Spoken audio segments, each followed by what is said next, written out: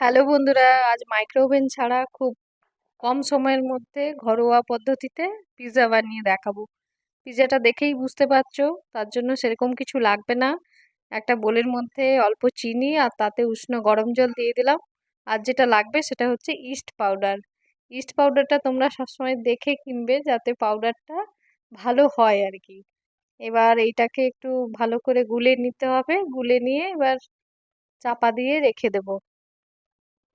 চলো সেদিকে হচ্ছে এবার ময়দাটা রেডি করে নেই। আমি এখানে 2 হাতা ময়দা নিয়েছি। ময়দার মধ্যে অল্প চিনি, অল্প নুন আর সেটাকে ভালো করে মাখিয়ে নিয়ে, আর একটা কথা সেটা হচ্ছে যত কাপ ময়দা নেব আমি কিন্তু তত কাপ মানে বা তত চামচ হচ্ছে ইস্ট পাউডার নেব। এবার ইস্ট পাউডার যেটা গোলা রাখা ছিল গোলাটা ময়দাতে দিয়ে ভালো করে ময়দাটা মাখতে হবে। এবার অল্প একটু জল লাগলে সেটা অ্যাড করবে, কিন্তু সেটা গরম জল না হলেও হবে, এমনি প্লেন ঠান্ডা জলেই দেবে। দিয়ে ময়দাটা কিন্তু ভালো করে মাখতে হবে। যত ভালো করে মাখবে তত ভালোভাবে জিনিসটা নরম হয়ে ফুলবে। এবার যেটা করলাম সেটা হচ্ছে অল্প একটু বাটার নিয়ে ময়দাটাতে মেখে নেব। ভালো করে কিন্তু তোমরাও মাখবে। ভালো করে মাখা হলে এবার এমন একটা কন্টেনারে এই ময়দাটাকে রাখতে হবে যেটাতে যাতে হাওয়া না ঢোকে আর কি। আমি এখানে প্রেসার কুকারের মধ্যে রাখবো, তোমরা চাইলে প্রেসার কুকারে নাও রাখতে পারো। তার জন্য একটা ভালো টাইট কন্টেনার হলেই হবে যেটার মধ্যে তুমি রাখতে পারবে। এবার চলো, এবার যেই কন্টেনারে রাখবো সেই কন্টেনারে অল্প একটু তেল দিয়ে আগে বুলিয়ে নেব। তেল দিয়ে মাখিয়ে নেওয়ার পরে এবার হচ্ছে ময়দাটাকে রেখে চাপা দিয়ে রেখে দিলাম। রাখার পরে চলো এবার ওইদিকে রেডি করে নেই পনির আর চিকেনটা। পনিরটা তুমি দেখতে পাচ্ছ ছোট ছোট করে এরকম কেটে নিতে হবে, তার মধ্যে অল্প একটু নুন, গোলমরিচের গুঁড়ো আর যেটা দেবো লঙ্কা গুঁড়ো, এবার একটু চাট মশলা আর তার মধ্যে দেব মিওনিস। মিওনিসটা অল্পই দেব, যতটা পরিমাণ পনির সেইভাবেই। এবার তার উপরে যেটা দিলাম সেটা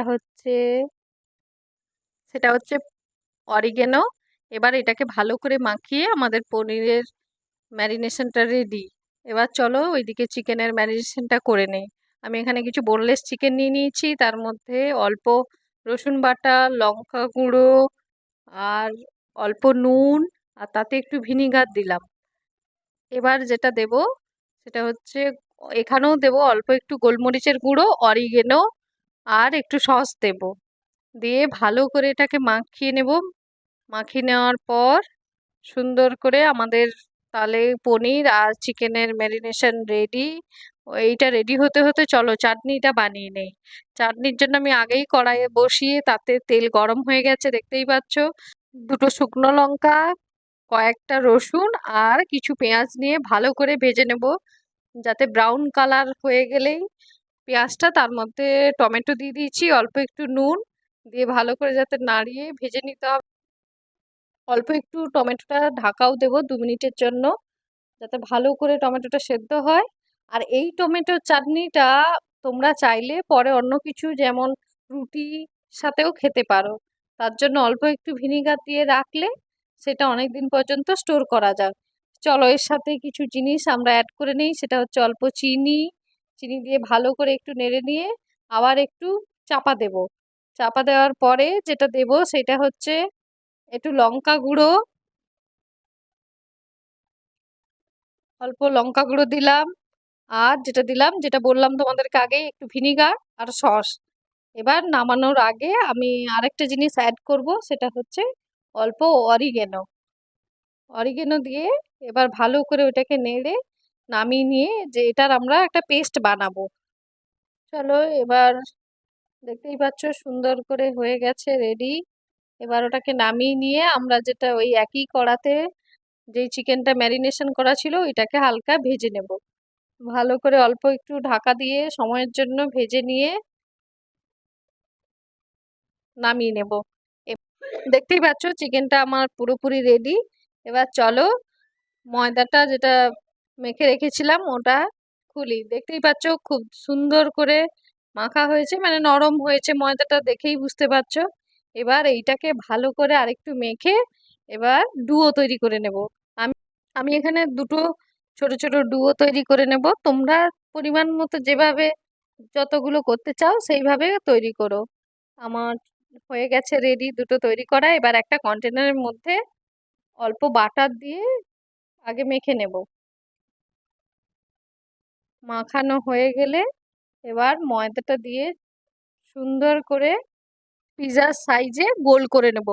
আর এইটা করার সময় একটু লক্ষ্য রাখতে হবে খুব পাতলাও যেন না হয় আর খুব মোটাও যেন না হয়, একটা মিডিয়াম সাইজ করে ভালো করে সুন্দর করে করে নিলাম। এবার একটা চামচ দিয়ে তাতে একটু ফুটো ফুটো করে নেব। এবার যেই চাটনিটা রেডি ছিল, চলো চাটনিটা দিয়ে মাখিয়ে নিই। চাটনিটা ভালো করে চারদিকটাই দিয়ে মেখে নিতে হবে।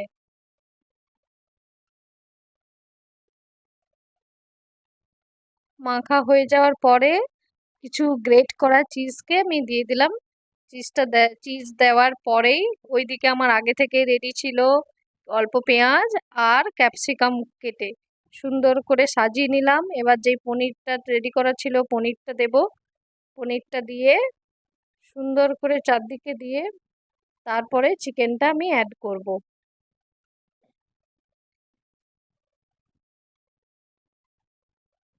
এবার চিকেনটা